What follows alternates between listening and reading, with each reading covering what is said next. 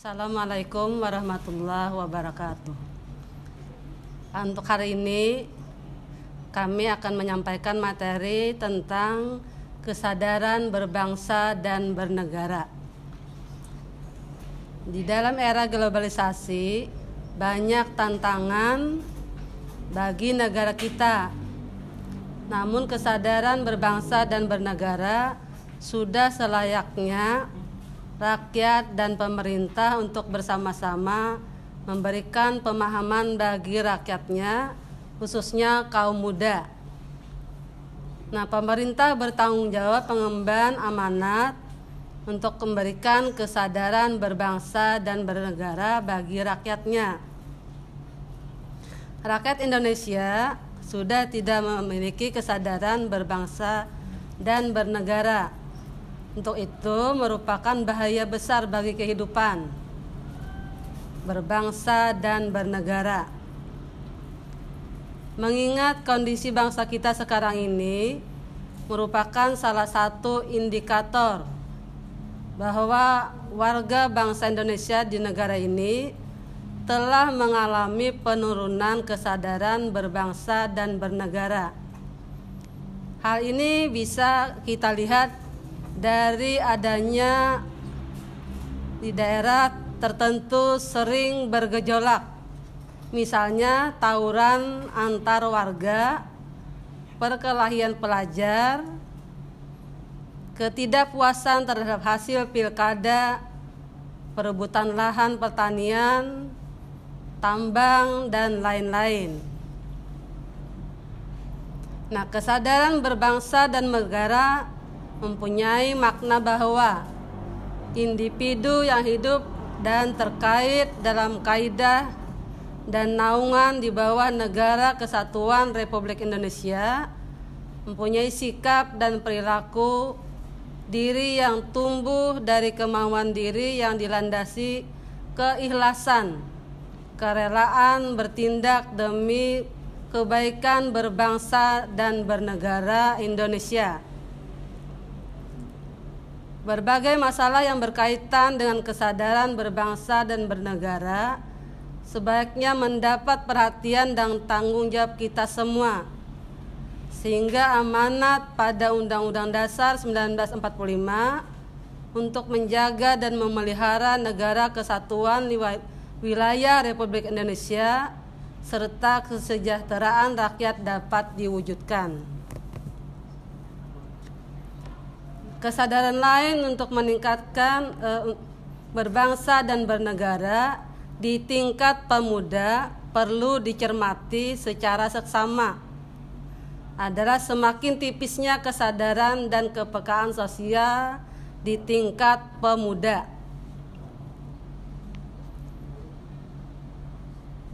Nah, misalnya tentang masalah himpitan ekonomi, sosial,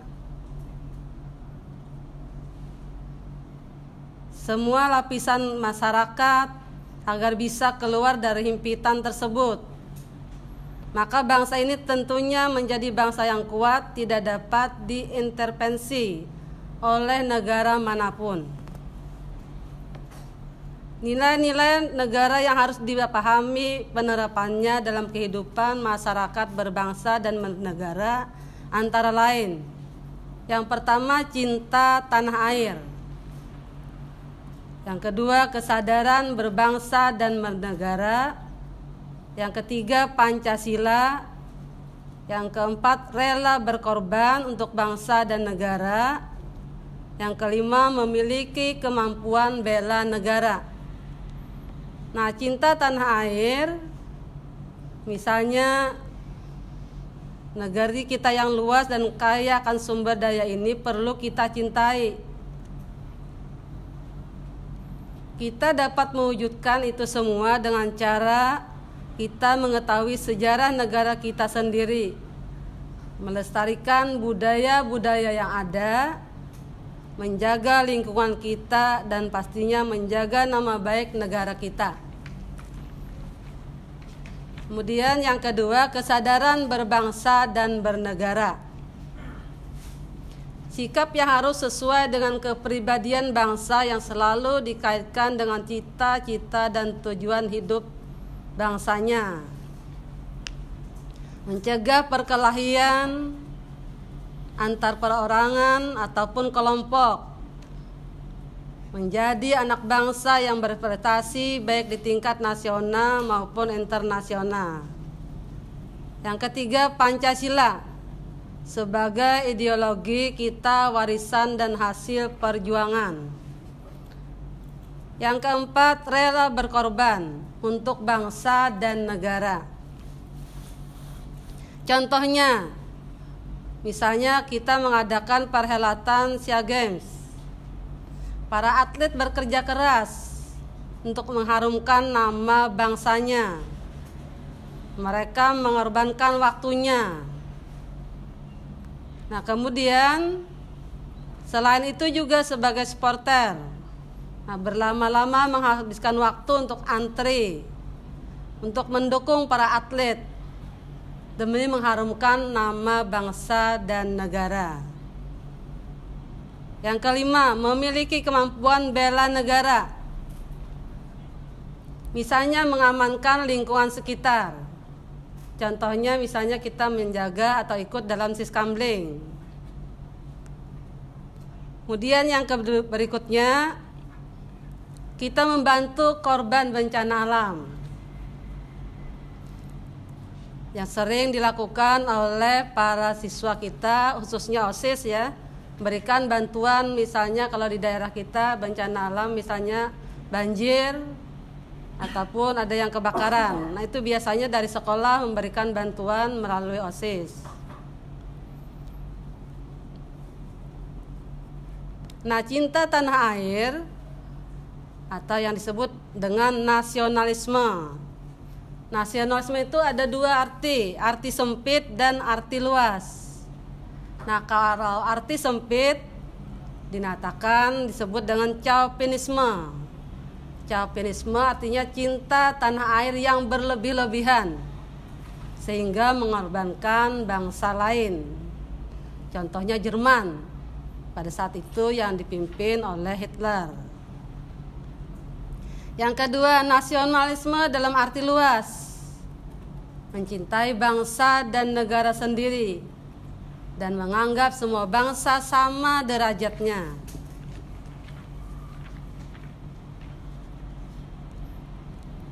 Ada 3 hal yang harus kita lakukan untuk membina nasionalisme di Indonesia.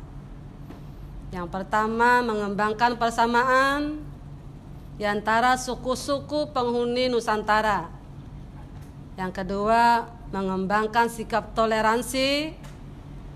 Dan yang ketiga, kita memiliki perasaan senasib dan sepenanggungan. Nah, yang harus dihindari adalah yang pertama sukuisme, yang kedua chauvinisme, yang ketiga ekstremisme, dan yang keempat provinsialisme. Sikap selalu berkutat dengan provinsi atau daerah sendiri. Demikianlah materi yang saya sampaikan hari ini dengan judul Kesadaran Berbangsa dan Bernegara. Saya akhiri dan mengucapkan Assalamualaikum warahmatullahi wabarakatuh.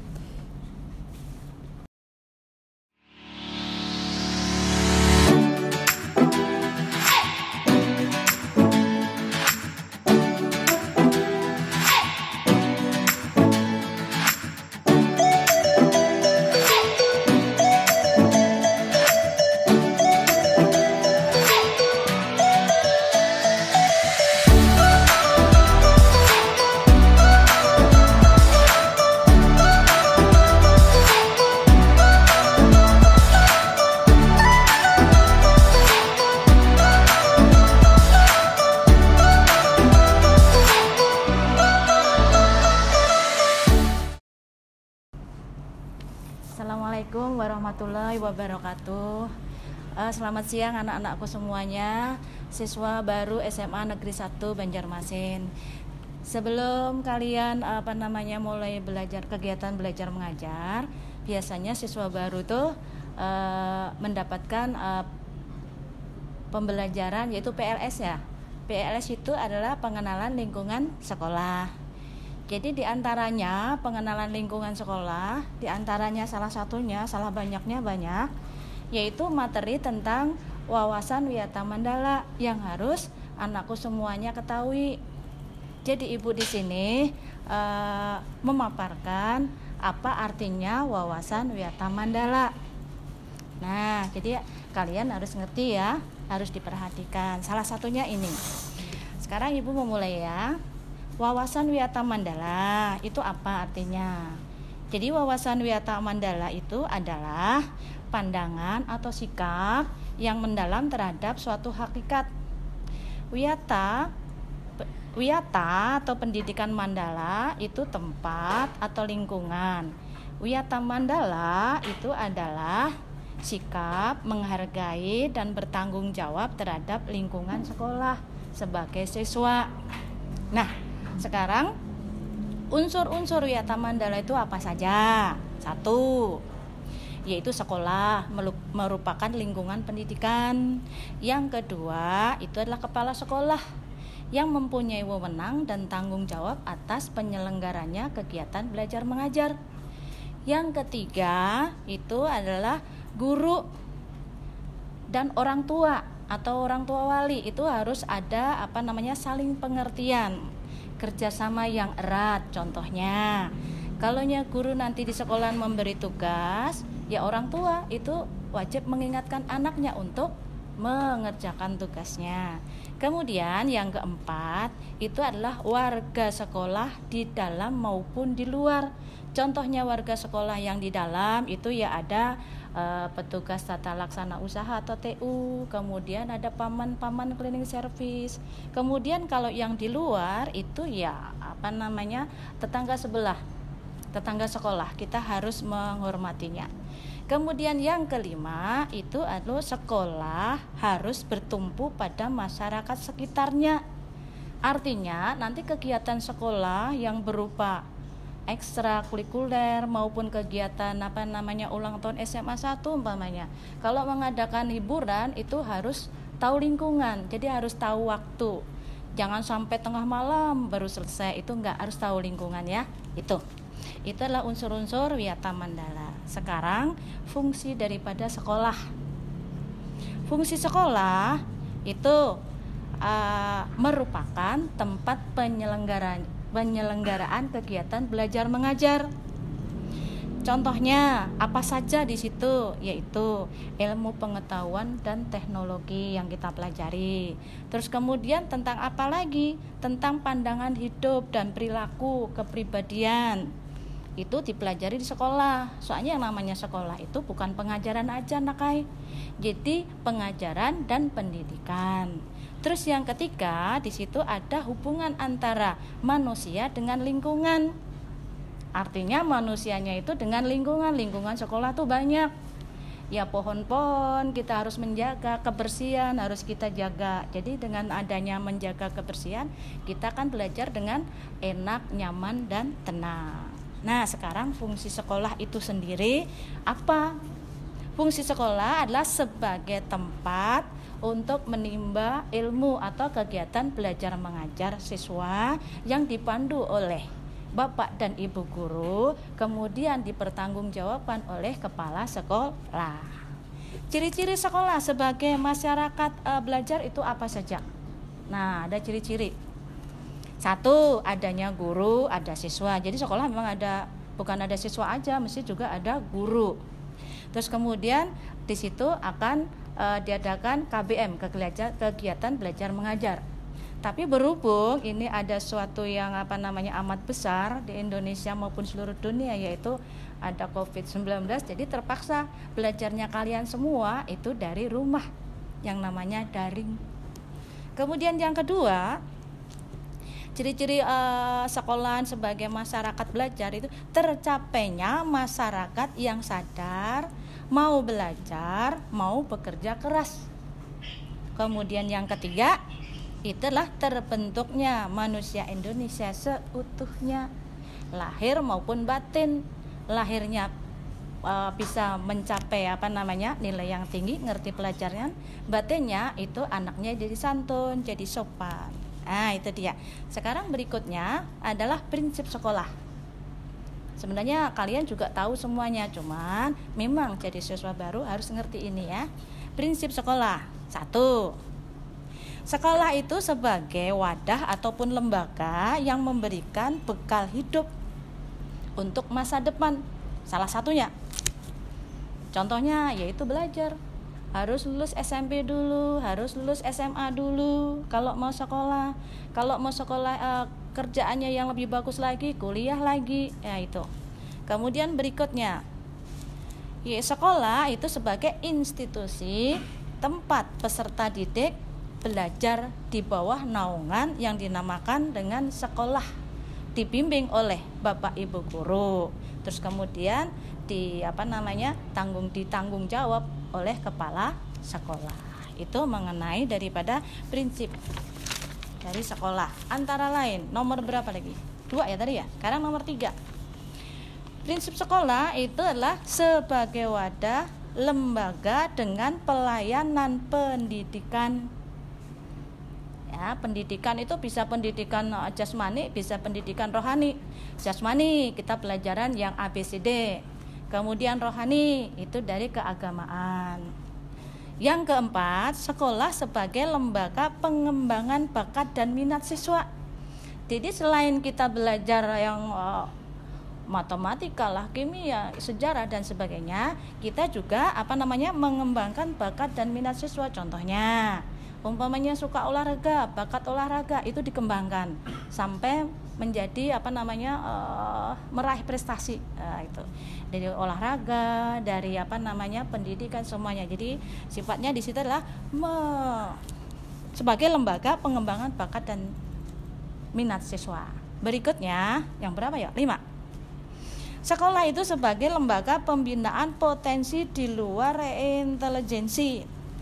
Contohnya apa yuk? Peningkatan kemampuan intelektual, emosional maupun kemampuan-kemampuan yang lainnya mendapat perhatian yang seimbang dari sekolah. Jadi kalau kamu umpamanya suka olahraga aja yang ditekuni, tidak. Sekolah yang wajib, kemudian ekstrakurikuler juga berlanjut. Berikutnya nomor berapa ya kita ya? 6. Sekolah sebagai wahana pengembangan sikap dan watak atau karakter siswa. Ibu apa ya? Ini contohnya.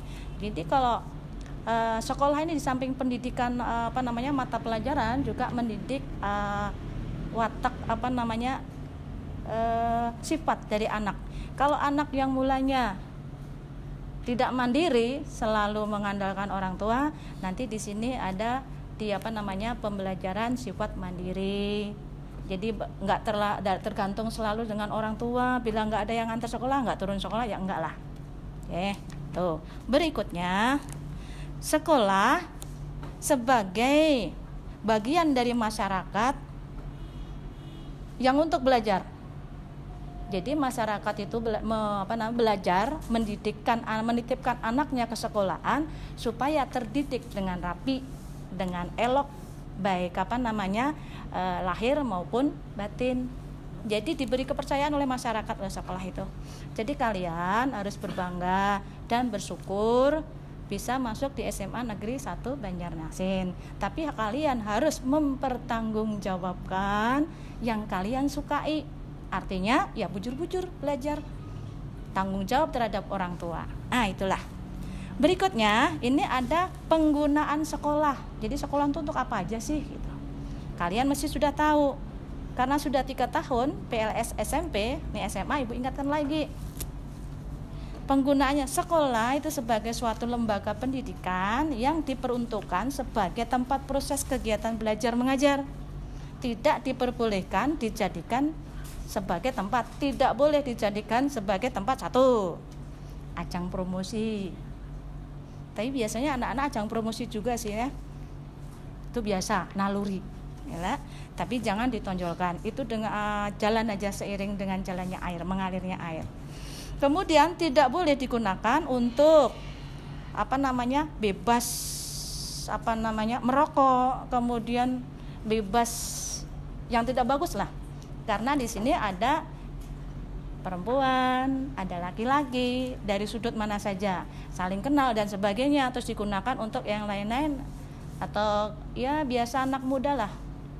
Bukan tidak boleh, memang itu sifat daripada anak muda, tapi di sekolahan itu harus ada tempat yang tepat. Terus berikutnya, sekolah tidak boleh digunakan untuk propaganda politik umpamanya yang sudah umur politik si A si B, tidak boleh ya. Ini khusus untuk pembelajaran lahir dan batin. Kemudian berikutnya untuk syuting film.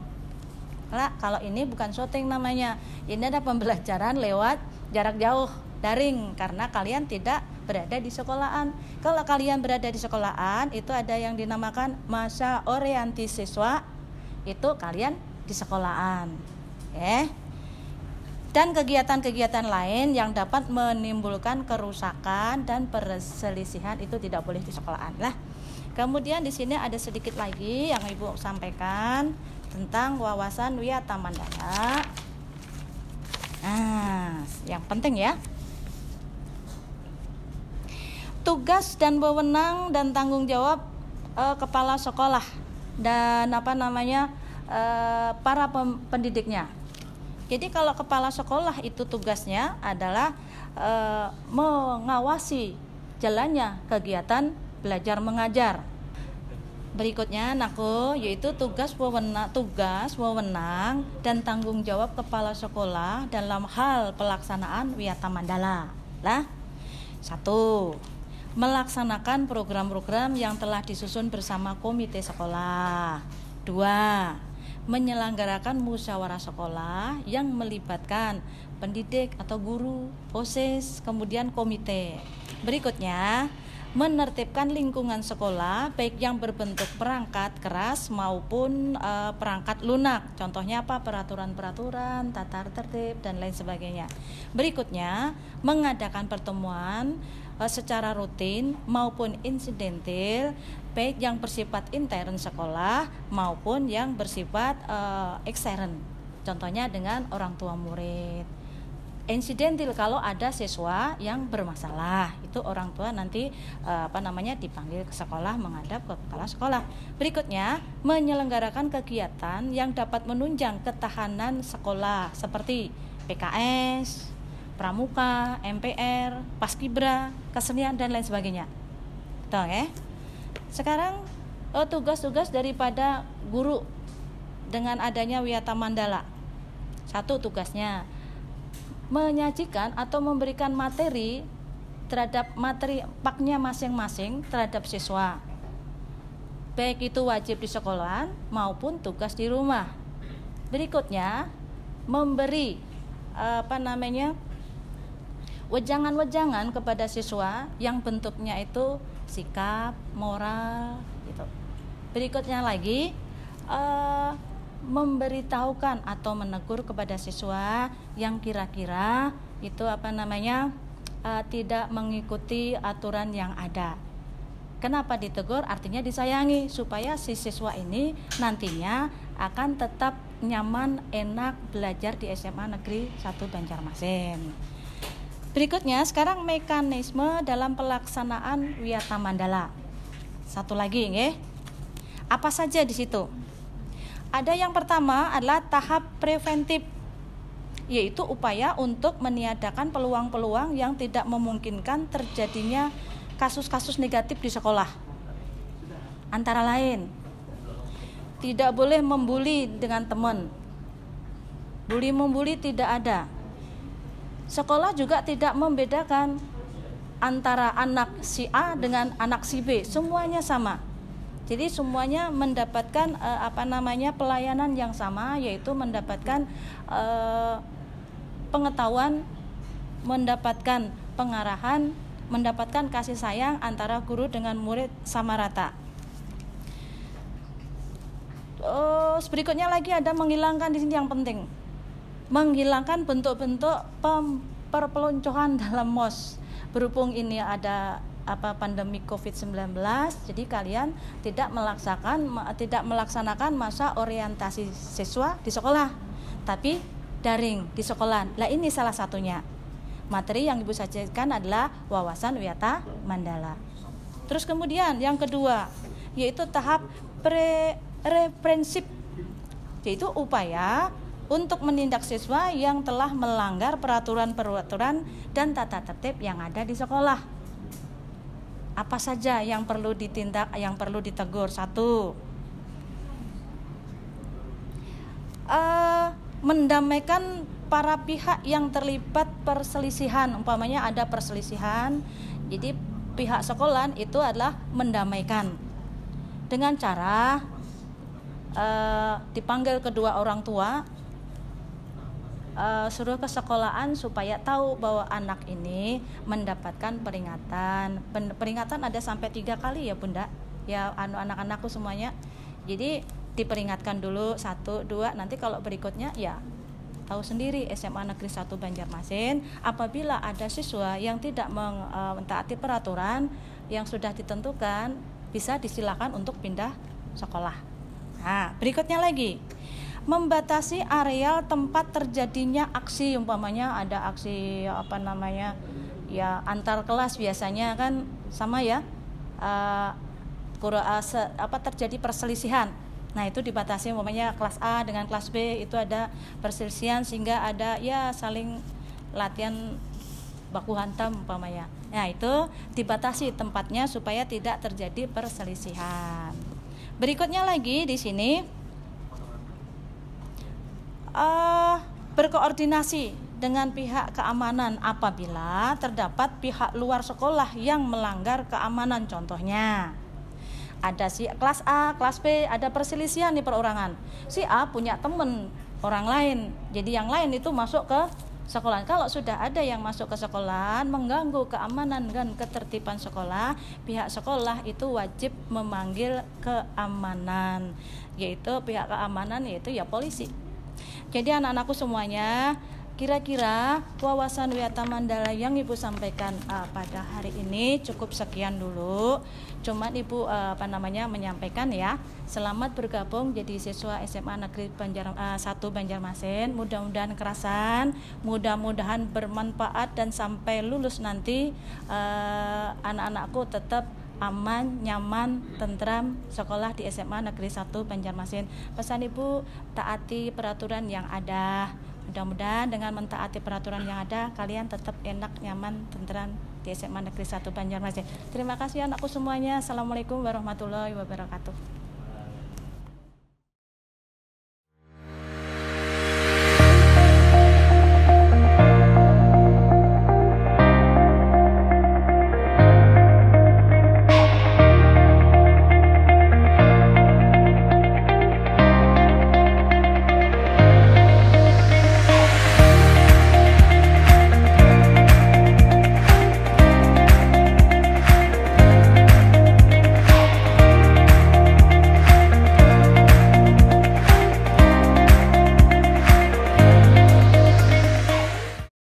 Assalamualaikum warahmatullahi wabarakatuh. Selamat pagi para peserta didik baru SMA Negeri 1 Banjarmasin. Saya Muhammad Fatur Rahman sebagai guru yang akan menyampaikan tentang tata krama siswa di sekolah SMA Negeri 1 Banjarmasin. Adapun tata krama atau adat sopan santun atau sering kita sebut etika yang telah menjadi bagian dalam hidup. Contoh, pada waktu Anda masih anak-anak, orang tua Anda sudah melatih Anda menerima pemberian orang lain dengan tangan sebelah kanan. Adapun lagi hal yang lain, misalnya orang tua Anda melatih cara makan, minum, menyapa orang, memberi hormat, memberi salam, dan berpakaian dengan rapi. Lama-kelamaan perilaku tersebut akan menjadi tata kebiasaan. Nah, di sini tata krama adalah kebiasaan yang bisa dibawa sebagai hubungan antar manusia. Tata krama yang semula berlaku dalam lingkungan terbatas lama-kelamaan dapat merambat ke lingkungan yang lebih luas. Adapun di sini, tata krama yang dimaksud adalah tata krama sekolah. Tata krama telah menjadi bagian dari pergaulan sehari-hari. Jadi dapat disimpulkan bahwa tata krama adalah kebiasaan sopan santun yang disepakati dalam lingkungan pergaulan antar manusia setempat. Tata krama terdiri atas kata tata dan krama. Tata berarti adat, bisa aturan, bisa norma, atau peraturan yang jelas. Krama berarti sopan santun, kelakuan, tindakan, atau perbuatan.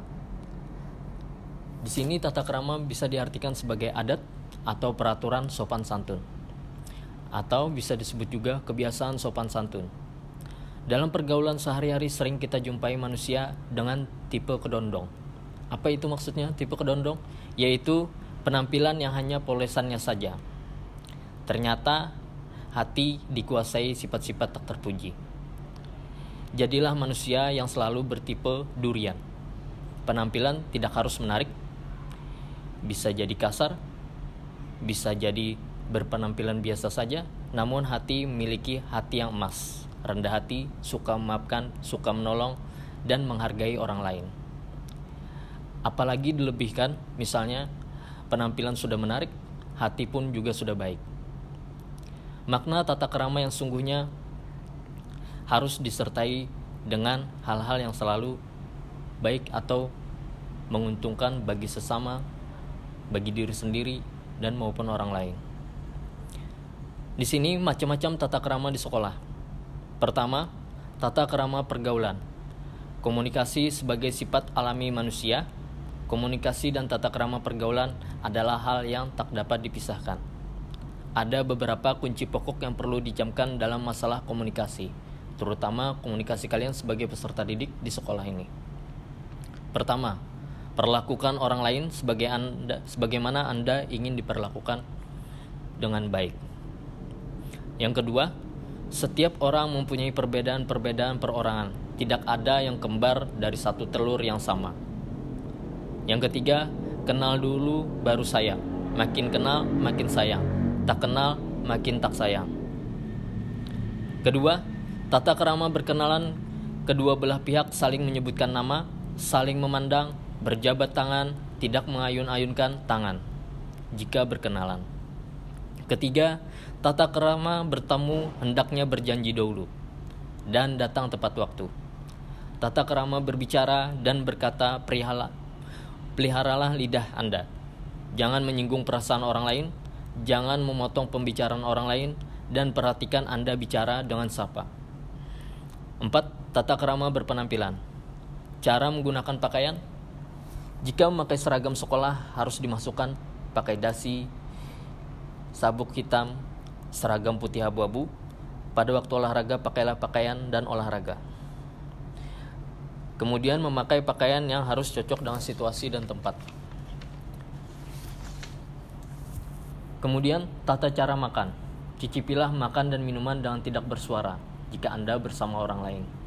Jika batuk pada waktu makan, tutupi mulut. Kemudian jangan lupa berdoa sebelum makan. Kemudian selanjutnya, tata cara menggunakan fasilitas umum, yaitu buanglah sampah pada tempatnya. Jaga kebersihan yang baik. Gunakan toilet atau WC di sekolah dengan baik. Jaga kebersihan taman umum dan lingkungan sekolah, serta sopan santun terhadap guru di lingkungan sekolah. Di luar dari materi ini, akan Bapak sampaikan beberapa hal yang penting selama pembelajaran di sekolah, apalagi sekarang masa pandemi. Tolong diingat, adapun tata krama kalian nanti selama pembelajaran daring, mungkin saja pembelajaran daring yang akan disampaikan bisa melalui internet atau aplikasi WA atau aplikasi Zoom, Google Classroom. Tolong disiapkan bagi peserta didik baru dengan baik. Jika Anda belum menginstal aplikasinya, tolong diinstal agar nanti pembelajaran akan mudah kalian bersama dengan guru-guru yang bersangkutan. Pastikan untuk selalu menjaga tata krama dan sopan santun kalian jika berlangsungnya pembelajaran daring. Misalnya, jika ada informasi di grup WA misalnya, usahakan kalian membalas dengan baik chat untuk membalas chat informasi yang telah disampaikan. Gunakan kata-kata yang sopan jika ada guru yang menchat di grup. Atau misalkan kalian mau berkomunikasi dengan guru atau menghubungi guru. Jika bisa dibahas dengan melalui chat saja, silahkan chat. Jika melalui telepon, usahakan chat dulu guru yang bersangkutan dan izin untuk menelpon. Kemudian jika ada hal-hal tugas yang berkaitan yang memang kalian tidak paham, usahakan tata krama kalian adalah menghubungi guru yang bersangkutan, minta jelaskan sedikit bagaimana materi itu agar bisa dapat diselesaikan, agar kalian mudah sendiri dalam mengerjakan. Jika ada nantinya tugas yang bersangkutan itu harus dikumpulkan secara mendesak dan harus dikumpulkan ke sekolah, usahakan selalu menjaga sopan santun jika kalian berkunjung ke sekolah. Gunakan pakaian yang baik, kemudian selalu menggunakan masker. Untuk selama masa pandemi ini, usahakan kita tidak mungkin berjabat tangan sesama, tapi setidaknya saling sapa atau saling memberikan senyum. Walaupun kalian nantinya akan masuk sekolah, walau tidak bersalaman atau berjabat tangan dengan guru yang bersangkutan, setidaknya kalian senyum atau memberi sapa kepada guru yang bersangkutan. Kemudian untuk tata krama kalian jika akan berlangsungnya pembelajaran daring, usahakan setiap menchat guru yang bersangkutan, tuliskan nama dan kelas mana kalian berasal, atau ada keperluan apa, tolong disampaikan dengan baik. Usahakan memberi salam selalu kepada guru yang bersangkutan jika kalian menghubungi beliau melewat telepon atau grup atau lewat aplikasi dan sebagainya. Jika pembelajaran itu harus menggunakan Zoom atau video conference lainnya, usahakan kalian menggunakan seragam sekolah. Jadi walaupun itu pembelajaran daring, pastikan kalian selalu memakai seragam sekolah ketika akan berlangsungnya pembelajaran daring. Mungkin hal-hal seperti itu aja, hal-hal yang sedikit yang perlu Bapak sampaikan. Jika ada pertanyaan silahkan kalian tanyakan melewat komentar secara live atau bisa menghubungi guru yang bersangkutan. Kiranya itu saja yang dapat Bapak sampaikan. Terima kasih. Assalamualaikum warahmatullahi wabarakatuh. Assalamualaikum warahmatullahi wabarakatuh. Salam sejahtera, salam bahagia. Selamat datang siswa SMA N1 Banjarmasin tahun pelajaran 2020-2021. Marilah kita berdoa pada keadaan pandemi ini, mudahan pandemi sekarang ini cepat berakhir. PLS pada masa pandemi sekarang ini dilakukan dengan cara daring dalam rangka memutuskan rantai corona. Mudah-mudahan kita sekarang ini dijaga kesehatan dan masa pandemi kita akan berakhir. Materi yang saya akan sampaikan pada kesempatan ini adalah pembinaan karakter. Karakter itu adalah sikap atau watak atau perilaku seorang diri seseorang itu ataupun perilaku terhadap orang lain. Tujuan pendidikan karakter di sekolah itu adalah mengacu pada Undang-Undang Sekdiknas tahun 2003 tentang pendidikan nasional.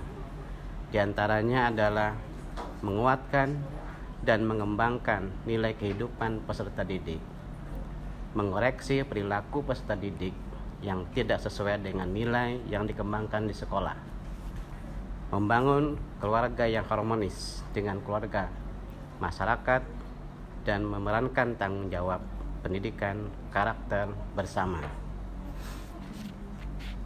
Adapun nilai pendidikan karakter yang dianggap penting sekarang ini adalah nilai yang terkait dalam diri sendiri, itu adalah jujur, kerja keras, tegas, sabar, ulet, ceria, teguh, terbuka, mandiri, tegar, pemberani, reflektif, tanggung jawab, disiplin.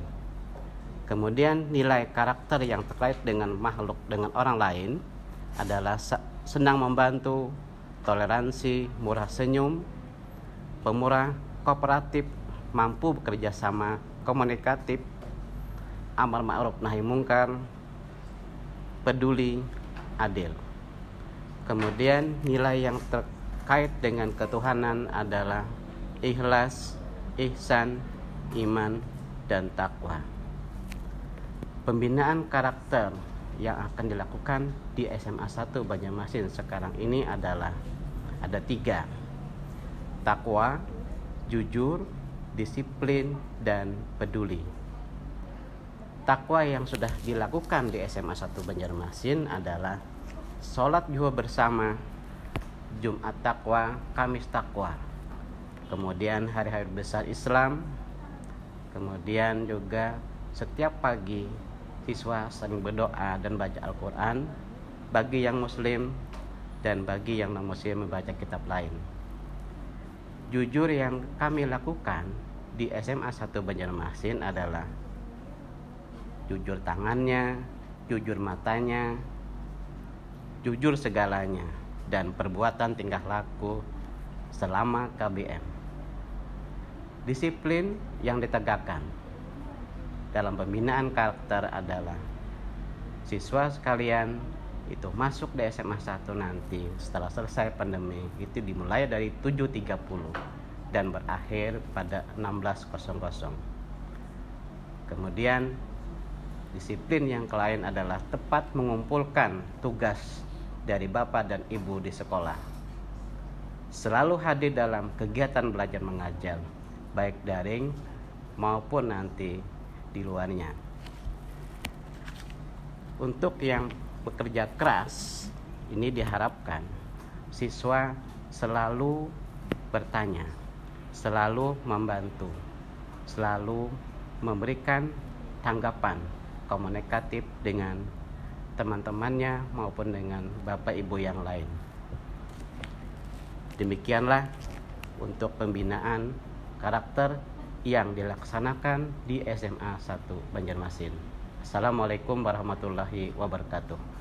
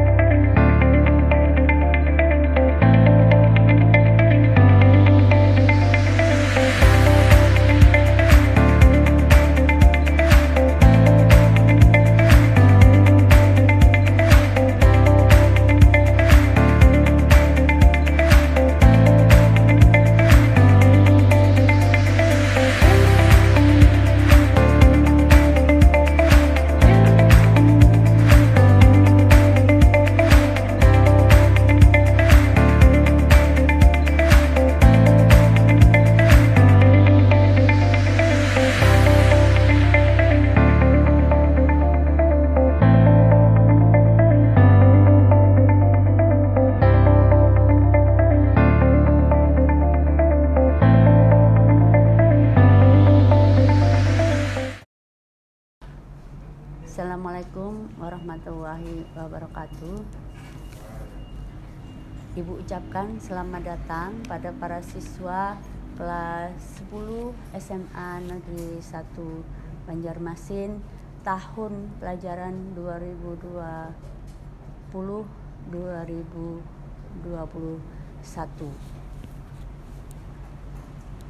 Anak-anakku sekalian, ini adalah rumah baru yang akan kalian huni selama 3 tahun. SMA Negeri 1 menggunakan kurikulum 2013. Kurikulum 2013 adalah kurikulum yang mengembangkan kompetensi siswa. Oleh karenanya, di sini kalian diberi kebebasan bagaimana mencapai kompetensi itu. Untuk mencapai kompetensi itu, maka penilaian yang akan dilakukan itu ada 3 ranah, yaitu ranah pengetahuan, keterampilan, dan sikap.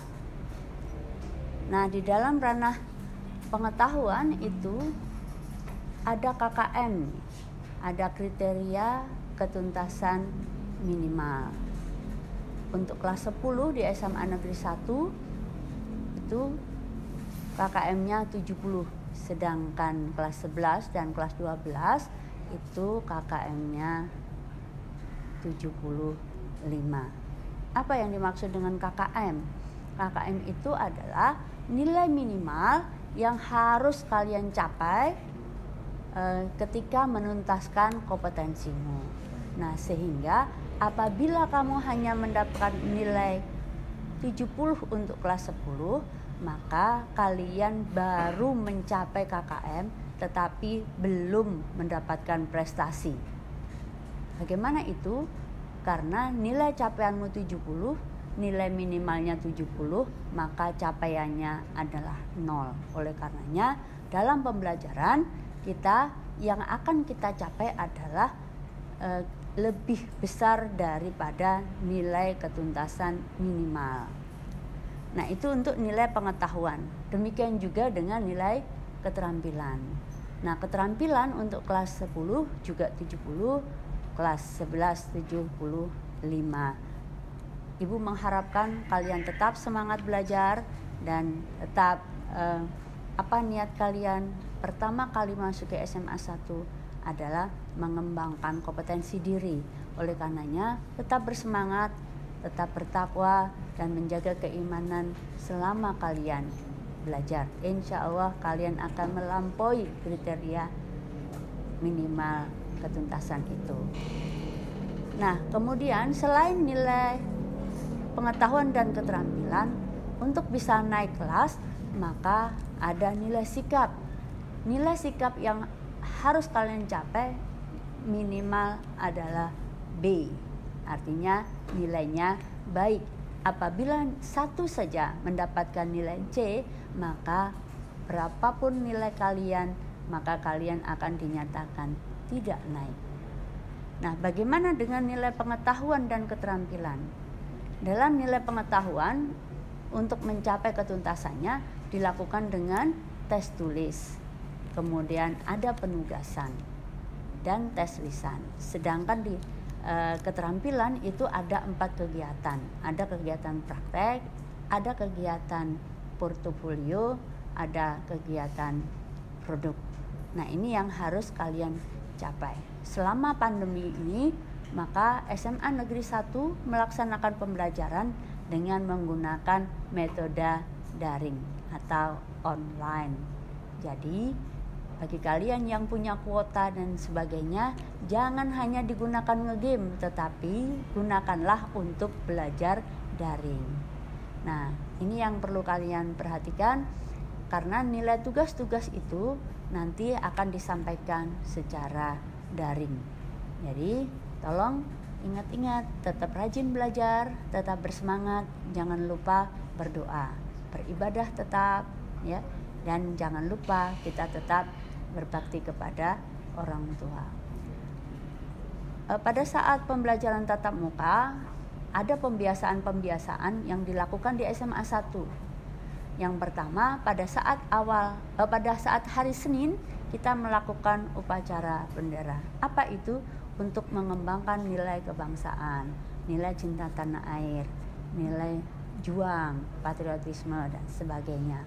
Nah, tetapi pada kesehariannya sebelum kita mulai pembelajaran, di samping melakukan doa sebelum belajar, maka siswa-siswi SMA Negeri 1 melakukan pembiasaan membaca Al-Quran dan membaca Asmaul Husna bagi yang beragama Islam. Nah, selain agama Islam, maka akan dilakukan pembacaan Alkitab masing-masing. Nah, ini ada nilainya dan ini akan dimasukkan kepada nilai sikap. Bagaimana cara belajar di SMA 1? Beberapa hal cara belajar yang efektif yang dianjurkan di SMA 1. Kalian bisa belajar secara mandiri, perorangan. Apalagi dalam masa pandemi, online bisa melakukan belajar secara perorangan. Nah, kemudian di samping perorangan, kalian bisa belajar dengan belajar kelompok. Tentu saja karena kita masih masa pandemi, maka belajar kelompoknya dibatasi, tidak boleh terlalu banyak. Dan ini dianjurkan untuk tetap belajar di rumah. Kemudian yang kedua adalah rajin membuat catatan intisari belajar.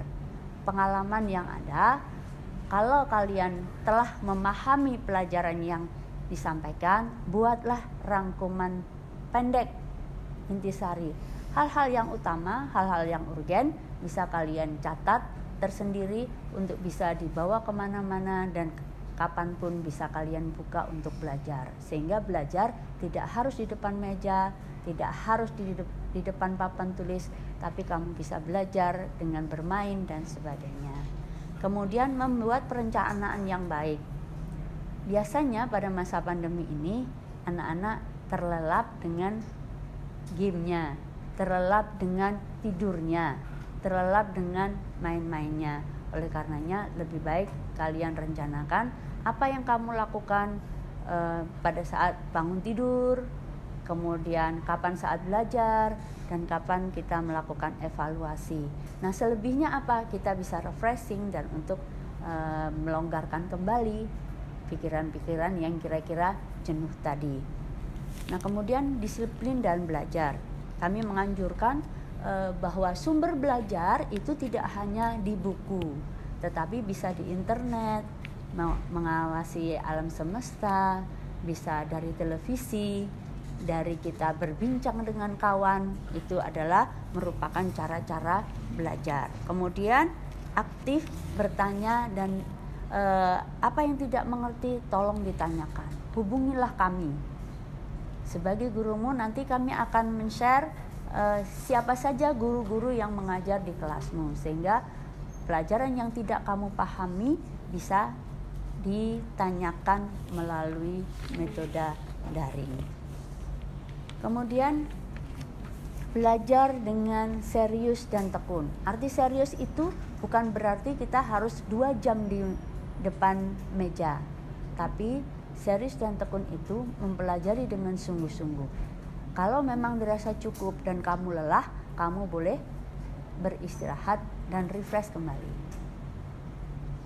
Nah, kemudian hindari belajar yang berlebihan. Kalau sudah capek, ya berhentilah sejenak. Kamu bisa melonggarkan pikiran dengan memandang alam semesta, bisa berrefresh, bisa bersantai sejenak, dan kemudian kalau sudah refresh bisa kamu kembali. Jangan dipaksakan ketika kita tegang, kita tetap belajar. Kemudian jujur dalam mengerjakan ulangan dan ujian. Jujur penting, tetapi kalau tidak mengerti, kalian harus mengejar dengan bertanya kepada guru ataupun yang lain. Kakak kelas boleh, atau ibu, atau ayah, atau yang lain. Yang penting bagaimana kompetensi itu bisa kalian peroleh. Jadilah seorang pemimpin. Latihlah rasa tanggung jawab. Seorang pemimpin itu bukan harus menghadapi anak buah yang dipimpin dengan banyak, bukan. Seorang pemimpin itu utamanya adalah memimpin dirinya sendiri, memanage dirinya sendiri. Nah, kunci sukses adalah orang yang bisa memimpin dirinya sendiri, baru memimpin ke orang lain. Nah, ketika di dalam kelas nanti, setelah pembelajaran daring ini, diharapkan kita nanti menghadapi new normal, sehingga kita bisa kembali ke kelas dan bertemu kembali dengan kita, tentunya dengan protokoler yang sudah dianjurkan oleh pemerintah. Nah, oleh karenanya marilah kita belajar bersungguh-sungguh. Pada saat tatap muka kita akan menjelaskan penjelasan guru. Tolong perhatikan penjelasan guru dengan baik. Anak-anakku sekalian, pada saat online nanti kalian juga harus serius. Nah, ketika pembelajaran online dimulai, kami sangat berharap bahwa kalian sebelum belajar itu sudah refresh duluan. Jadi mandi dulu, sarapan dulu, kemudian baru belajar. Dan jangan lupa ketika belajar online nanti kamu tetap menggunakan seragam yang telah ditentukan oleh sekolah di depan kameramu masing-masing. Jangan lupa nanti kalau kalian tidak aktif, maka kami pihak sekolah akan menghubungi kamu baik melalui WA grup maupun WA pribadimu. Nah, kemudian jangan lupa tugas-tugas yang diberikan guru, karena ada penilaian tugas dalam pengetahuan, maka jangan lupa kamu tetap mengerjakan dan menyerahkan tugas-tugas itu secara online. Demikian anak-anak, mudah-mudahan nanti kita bisa menyelesaikan pembelajaran di semester 1 sampai dengan kenaikan kelas nanti dengan baik. Demikian, mudah-mudahan kalian memahami, dan apabila kamu belum jelas, kamu boleh bertanya baik melalui WA pribadi Ibu maupun yang datang ke sekolah dan bertanya apa-apa yang belum kalian pahami.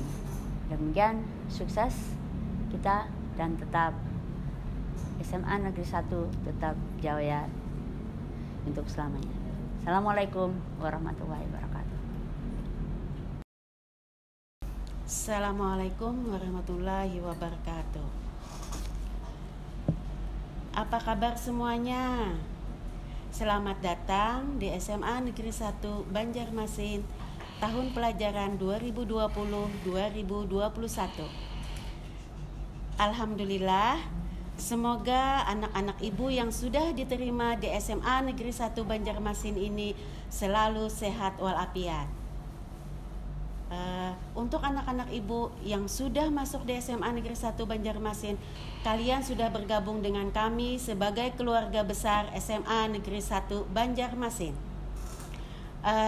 Ada yang ibu pesan dengan anak-anak ibu semuanya. Ibu berharap semoga kalian bisa menjaga nama baik SMA Negeri 1 Banjarmasin. Kalau misalnya kita bisa menjaga dengan baik, kompak, dan selalu saling memberikan pengertian, semoga semuanya berjalan dengan baik dan lancar. Amin. Kepada anak ibu di sini diberi kesempatan untuk menjelaskan sedikit tentang kearifan. Dan ini pun terbatas dengan waktu. Jadi Ibu akan menjelaskan secara singkat saja. Menurut Ibu, kearifan lokal merupakan bagian dari budaya suatu masyarakat yang tidak dapat dipisahkan dari bahasa masyarakat itu sendiri. Ya. Ini biasanya diwariskan secara turun-temurun dari generasi ke generasi. Ya. Kemudian bisa dari cerita dari mulut ke mulut. Kemudian selanjutnya, di mana untuk kearifan lokal ini ada fungsinya sebagai sarana konservasi dan pelestarian sumber daya alam, sebagai sarana pengembangan kebudayaan serta ilmu pengetahuan yang harus kita ketahui bersama. Ya. Kemudian kearifan lokal ini merupakan suatu warisan budaya Indonesia yang telah berkembang sejak lama. Kearifan lokal lahir dari pemikiran dan nilai yang diyakini suatu masyarakat terhadap alam dan lingkungannya, di mana kearifan lokal ini terkandung juga nilai-nilai, norma-norma, dan sistem kepercayaan. Itu semua muncul dari ide-ide masyarakat setempat. Ya. Nah, kemudian mengenai kearifan lokal ini kan berbeda-beda, tergantung dari daerah itu sendiri. Ya, tidak bisa daerah ini disamakan dengan daerah lain. Kemudian untuk kearifan lokal ini bisa dilihat misalnya dari makanan, macam-macam jenis makanan, budaya ini makanannya ini, budaya ini makanannya ini, itu dilihat dari segi makanan. Kemudian bisa juga dilihat dari segi pakaian adat, kan beda-beda. Ada yang pakaiannya seperti ini, ada yang seperti ini. Mungkin anak-anak ibu bisa melihat dari pakaian adat daerah. Ya. Selain itu juga untuk kearifan lokal ini ada di sana mengenai adat istiadat dan budaya lokal. Budaya lokal ini ada semacam membahas tarian, musik, dan juga kerajinan serta lain-lain. Nah, untuk membahas tentang budaya lokal yang di situ ada di dalamnya tarian dan musik, sekolah SMA Negeri 1 Banjarmasin tidak kalah saing karena kita mempunyai ekskul tari dan ekskul musik. Banyak lagi ekskul-ekskul lainnya yang ada di sekolah kita ini.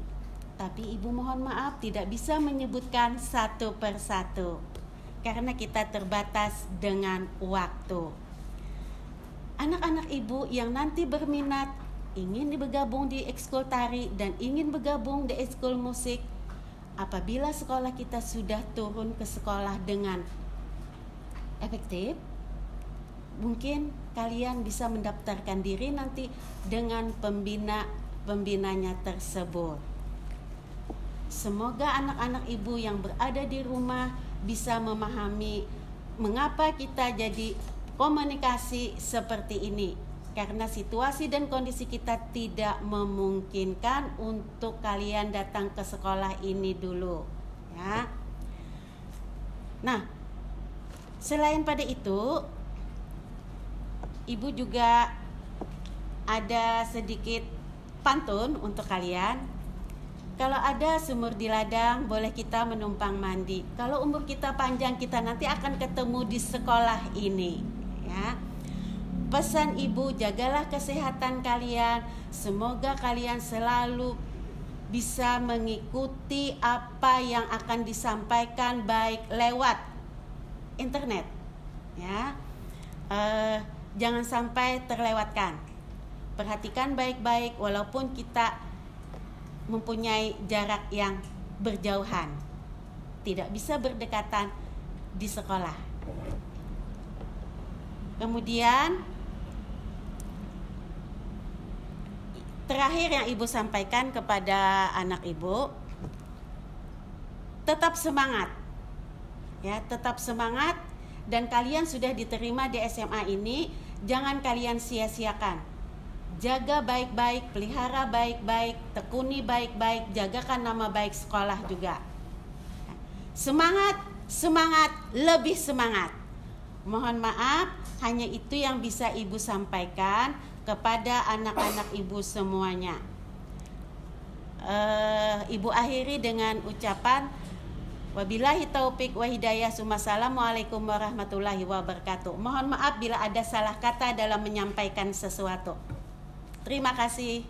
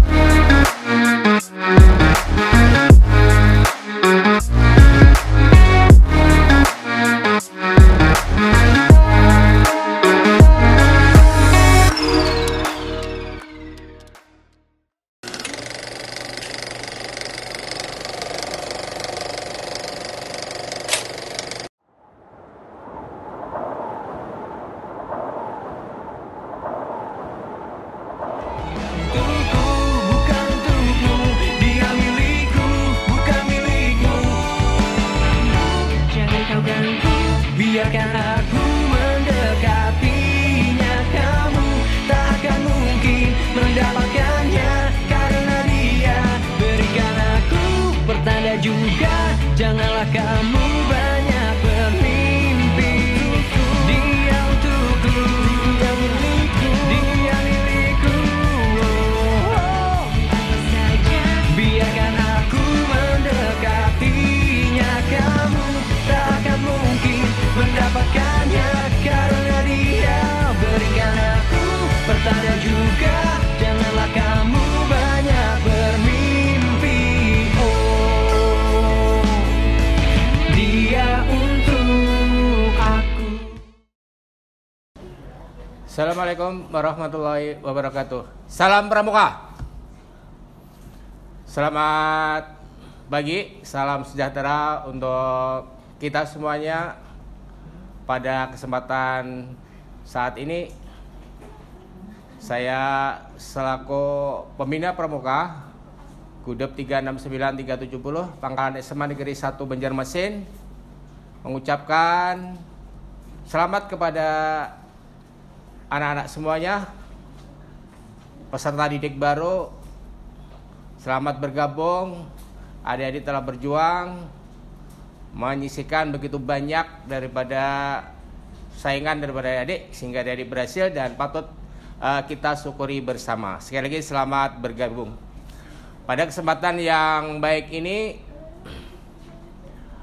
kegiatan orientasi pendidikan kepramukaan terintegrasi dalam PLS Pengembangan Lingkungan Sekolah tahun ajaran 2020-2021 kita laksanakan secara daring mengingat situasi dalam darurat COVID-19 demi keamanan daripada anak-anak semuanya.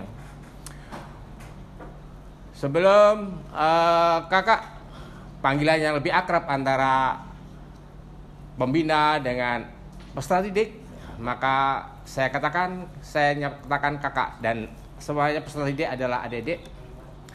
Kepada adik-adik semuanya, sebelum kita lanjutkan tatap muka kita secara daring, penyampaian materi dalam orientasi pendidikan kepramukaan dalam kesempatan ini, marilah kita nyanyikan bersama lagu Himne Satya Pramuka.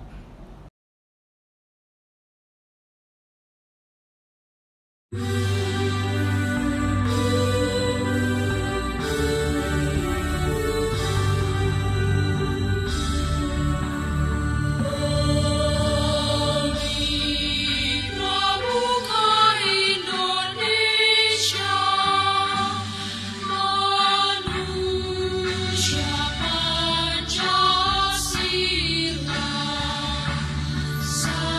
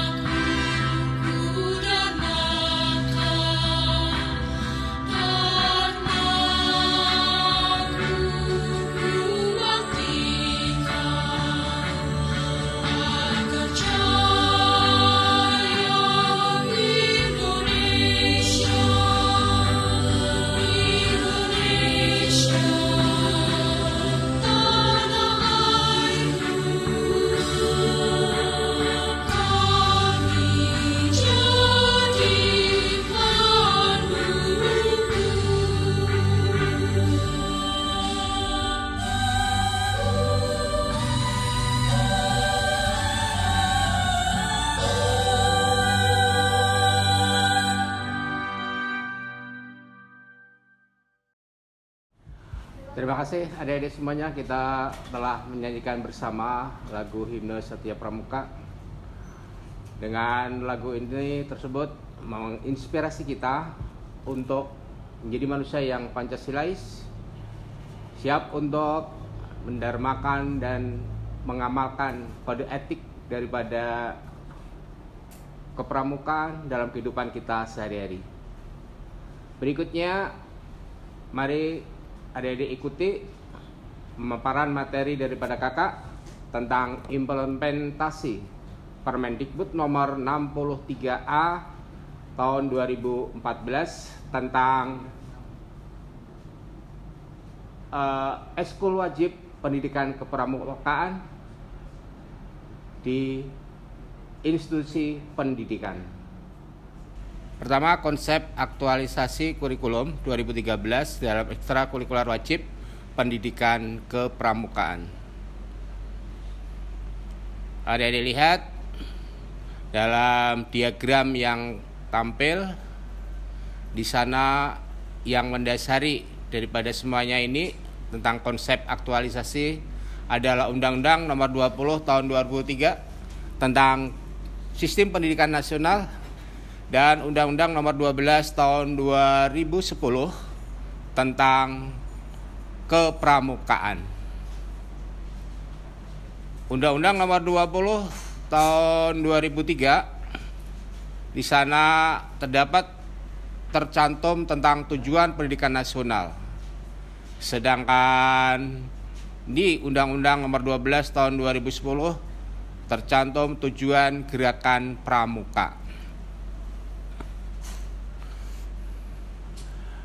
Kedua undang-undang tersebut,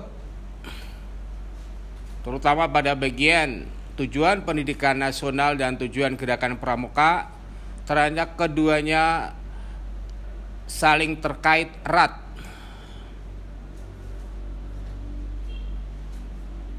Tujuan yang ada di tujuan pendidikan nasional juga menjadi tujuan daripada gerakan pramuka. Karena kesamaan visi tersebut, kesamaan misi tersebut, dan tujuan tersebut, maka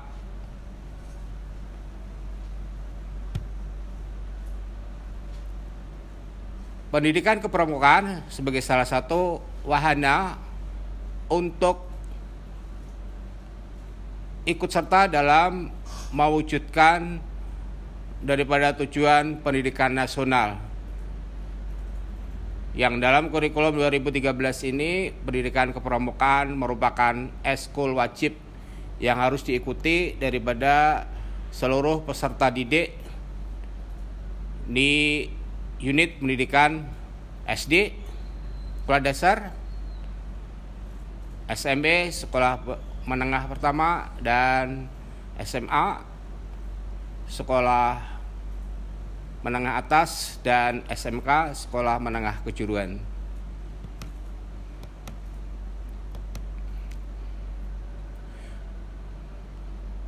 Bagaimana daripada Undang-Undang Nomor 20 Tahun 2003 tadi tentang sistem pendidikan nasional, supaya lebih jelasnya adik-adik, di dalam pasal 1 ayat 1 menyatakan pendidikan adalah usaha yang sadar dan terencana. Untuk apa? Adalah untuk mewujudkan suasana belajar dan proses pembelajaran agar peserta didik secara aktif dapat mengembangkan potensi dirinya untuk memiliki spiritual, keagamaan, pengendalian diri, kepribadian, kecerdasan, akhlak mulia, serta keterampilan yang diperlukan dirinya, masyarakat, bangsa, dan negara. Di dalam pasal 3 Undang-Undang Sisdiknas Nomor 20 Tahun 2003, kurikulum tersebut pada dasarnya adalah untuk mencapai fungsi dan tujuan pendidikan nasional. Apa tujuan pendidikan nasional tersebut? Seperti dalam pasal 3, tercantum dalam pasal 3. 1. Mengembangkan kemampuan dan membentuk watak serta peradaban bangsa. 2. Berkembangnya potensi peserta didik agar menjadi manusia yang beriman dan bertakwa terhadap Tuhan Yang Maha Esa, berakhlak mulia, sehat, berilmu, cakap, kreatif, mandiri, dan menjadi warga negara yang demokratis serta bertanggung jawab. Sekarang kita lihat Undang-Undang Nomor 12 tahun 2010 tentang Gerakan Pramuka.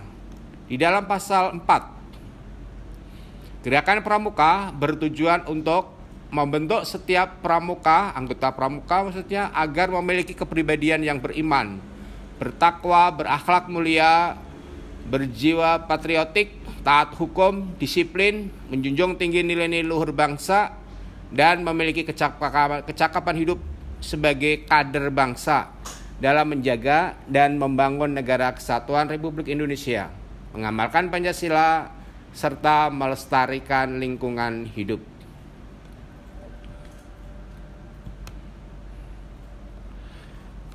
Nah, dengan demikian dapat kita lihat bahwa tujuan pendidikan nasional maupun tujuan daripada Gerakan Pramuka adalah sebagian besar sama, dan karena itu maka Gerakan Pramuka menjadi salah satu wahana atau wadah untuk mewujudkan daripada pendidikan nasional. Sementara itu di dalam kurikulum 2013 yang nantinya adik-adik akan alami, yang akan tempuh di dalam selama kegiatan pembelajaran di SMA Negeri 1, di dalam kurikulum itu adik-adik akan mengembangkan potensi daripada adik semuanya yang meliputi kompetensi atau kecakapan daripada kognitif atau pengetahuan, kecakapan daripada keterampilan, dan kecakapan daripada sosial dan sikap. Di dalam kurikulum 2013, hal-hal tersebut dinyatakan dalam kompetensi inti 1, kompetensi inti 2, dan kompetensi inti 3, serta kompetensi inti 4. Kompetensi atau kecakapan daripada inti daripada 1 itu adalah tentang ketakwaan, keimanan atau religius. Kemudian kompetensi inti 2 itu tentang sosial, dan yang ketiga adalah kompetensi inti 3 itu adalah kompetensi tentang pengetahuan, dan kompetensi 4 adalah tentang keterampilan. Nah, di dalam kompetensi 1, 2, kompetensi inti 1, 2, dan 4 menyatakan bahwa peserta didik harus mengembangkan tentang rasa syukur, tentang keyakinan, sikap jujur, sikap disiplin, tanggung jawab, sopan santun, kemudian kepedulian, percaya diri, semangat, peduli, kebersamaan, kecermatan, ketelitian, keterampilan, sportif, bugar, dan bersih. Nah, itu kompetensi yang dikembangkan di dalam kurikulum 2013 tentang kompetensi inti 1 religius, kompetensi 2 tentang sikap sosial, dan kompetensi 4 adalah keterampilan. Nah, di dalam Gerakan Pramuka, nilai-nilai kecakapan yang tertuang di dalam SKO, syarat kecakapan umum, di sana mencakup nilai-nilai tentang keimanan dan kepada Tuhan Yang Maha Esa, ketakwaan, kepada Tuhan Yang Maha Esa, kecintaan pada alam, kecintaan kepada sesama manusia, dan kecintaan kepada tanah air Indonesia, kecintaan kepada bangsa Indonesia, kedisiplinan, keberanian, kesetiaan, tolong-menolong, bertanggung jawab, dapat dipercaya, jernih dalam berpikir, berkata, dan berbuat, juga bersikap hemat, bersikap cermat, hidup secara bersahaja, rajin, dan terampil. Jadi antara gerakan pramuka, nilai-nilai yang ada dengan kompetensi yang dikembangkan di dalam kurikulum 2013 yang terangkum dalam kompetensi inti 1, 2, dan 4. Kedua hal ini saling keterkaitan, saling mengisi, ya, sehingga kegiatan pramuka seperti kita ketahui, saya sampaikan tadi, menjadi salah satu wahana untuk berperan serta mewujudkan daripada pendidikan nasional kita.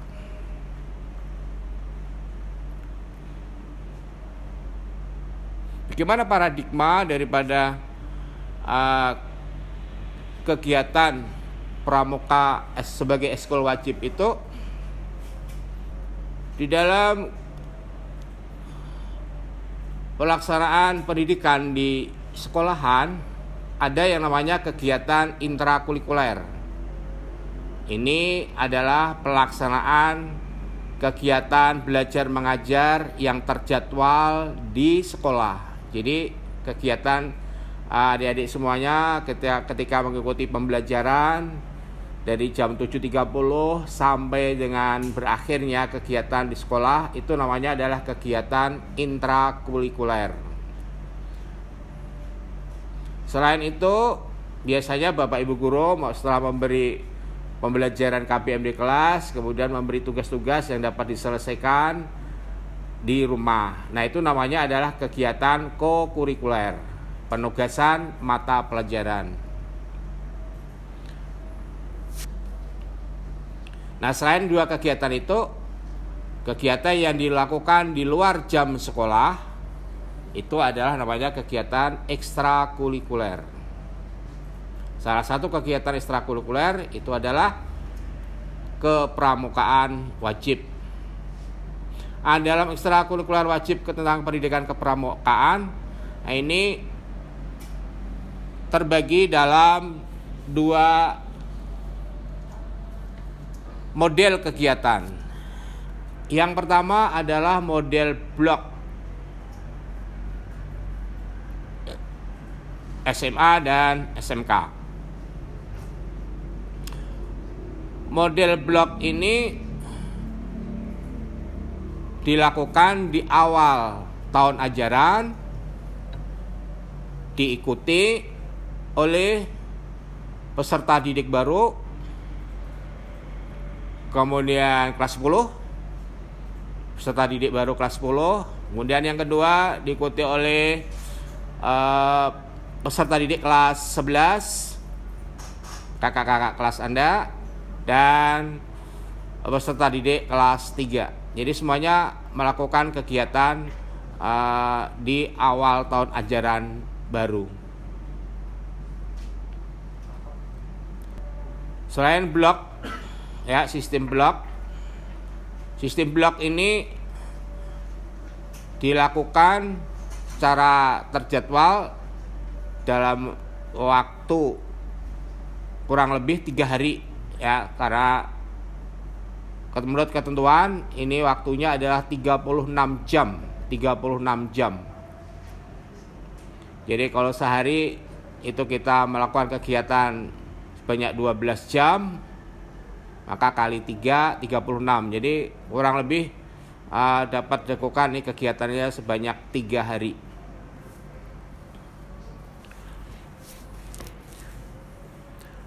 Untuk model yang kedua adalah model aktualisasi, yang mana model aktualisasi ini itu dilakukan secara terjadwal, secara rutin, seminggu sekali, dan diikuti oleh seluruh peserta didik. Nah, semua kegiatan-kegiatan tersebut, kegiatan intrakurikuler, kokurikuler, dan ekstrakurikuler, itu semuanya adalah bermuara pada untuk mewujudkan tujuan pendidikan nasional. Kemudian mewujudkan standar kelulusan untuk mewujudkan ketercapaian daripada kompetensi inti 1, 2, dan 4.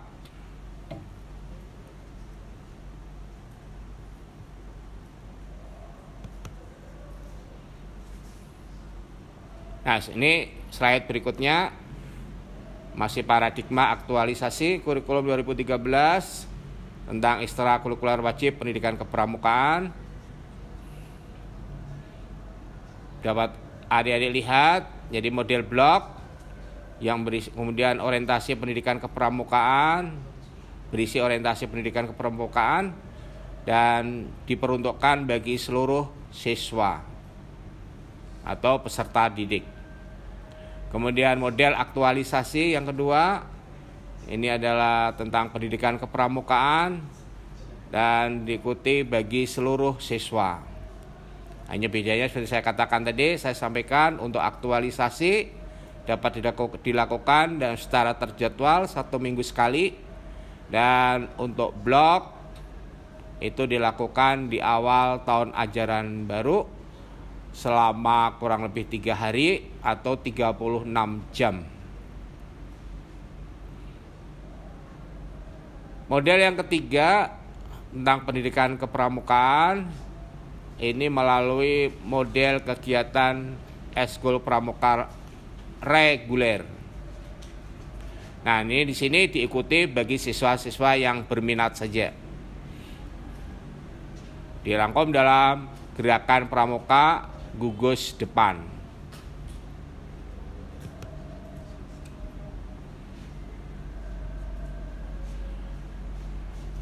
Nah, bagaimana dengan kegiatan ketika model blok dilakukan?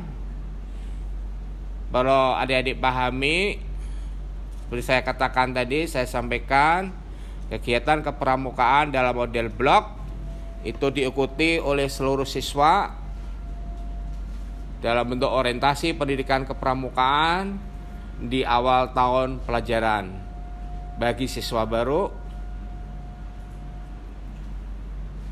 dan bisa juga diikuti oleh siswa kelas 11 dan 12. Nah, ini disesuaikan untuk kelas 11 dan 12, disesuaikan dengan kondisi dan keadaan di sekolah masing-masing. Biasanya kegiatan blok ini bisa terintegrasi dengan masa pengenalan siswa baru atau MPLS. Termasuk di sana biasanya dikemas juga pengenalan terhadap semua ekstrakurikuler yang dilaksanakan di sekolah tersebut.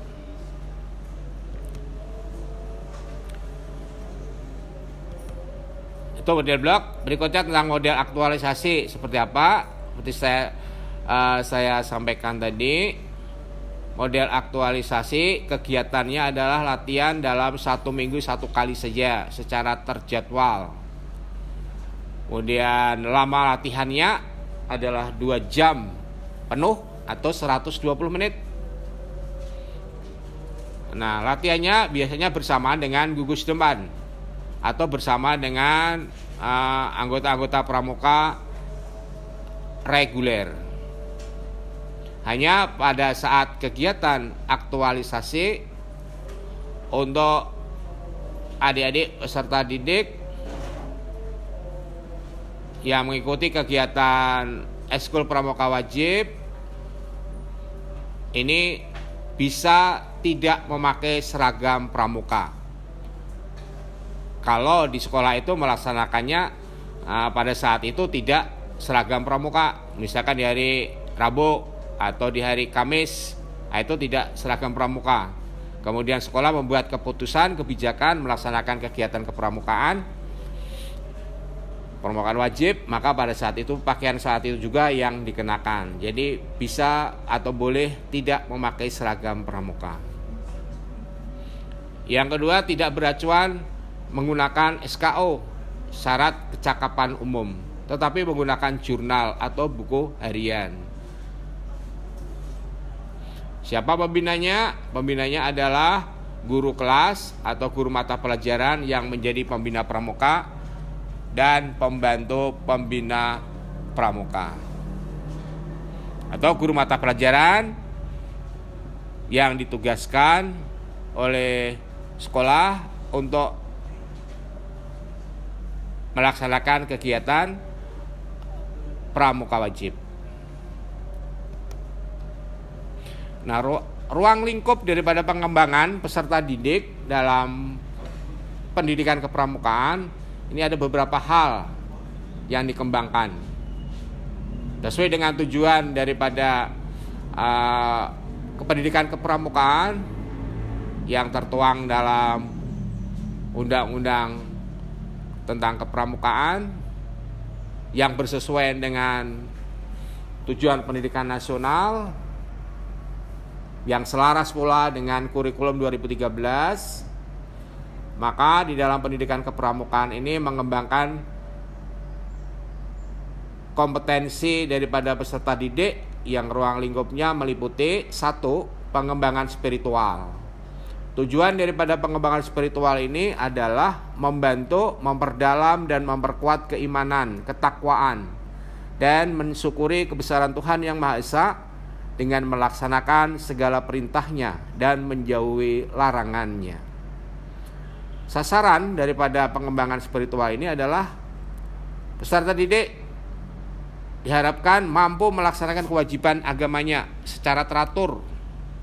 Jadi yang beragama Islam melaksanakan kewajibannya menurut agama Islam apa saja.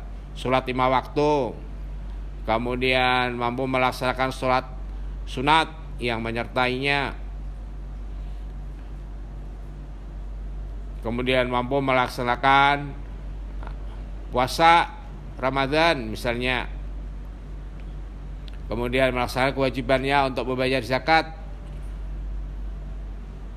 dan kewajiban-kewajiban lainnya yang menjadi ajaran daripada agama Islam.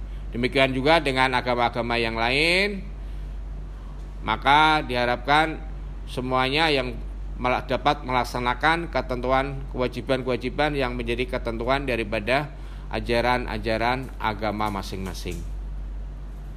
Yang kedua, mampu menyampaikan rasa syukur dengan meningkatkan keimanan dan ketakwaan kepada Tuhan Yang Maha Esa. Adik-adik semuanya, begitu banyak nikmat yang kita peroleh, yang Tuhan berikan kepada kita, banyak sekali nggak terukur, nggak terhitung nikmat yang telah Tuhan berikan kepada kita. Maka sebagai orang yang beriman, yang berspiritual, maka kita harus biasakan untuk mengembangkan rasa syukur tersebut dalam rangka meningkatkan keimanan dan ketakwaan kita. Orang yang mempunyai rasa syukur itu akan diwujudkan dalam bentuk sikap dan tingkah laku daripada rasa syukur tadi. Yang ketiga, menghormati agama dan kepercayaan orang lain.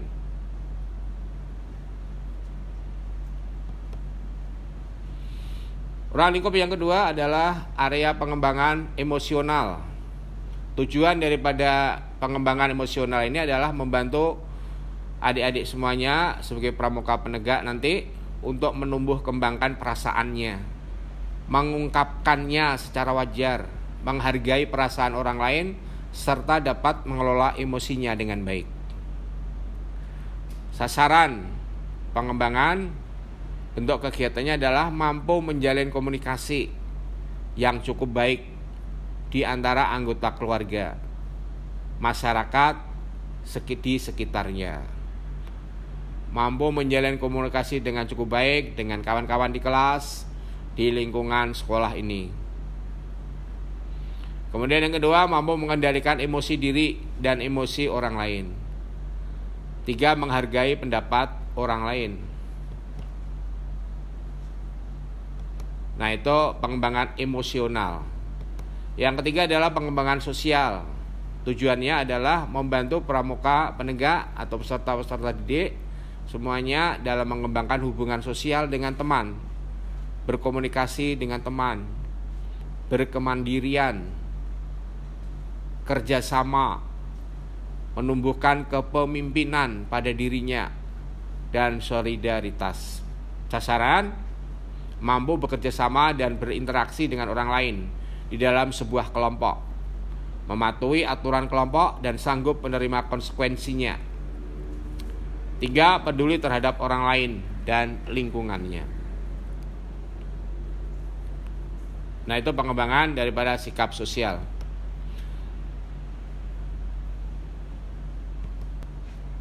Yang keempat adalah pengembangan intelektual, dengan tujuan membantu menumbuhkan keingintahuan akan sesuatu dengan menghimpun informasi.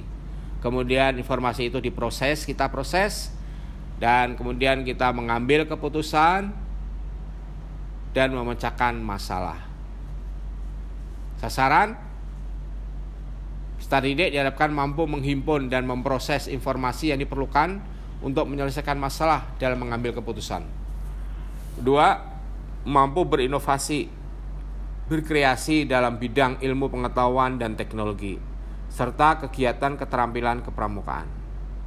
3, mampu mengaplikasikan pengetahuan yang dimilikinya. 4, mampu mensosialisasikan teknologi tepat guna kepada masyarakat.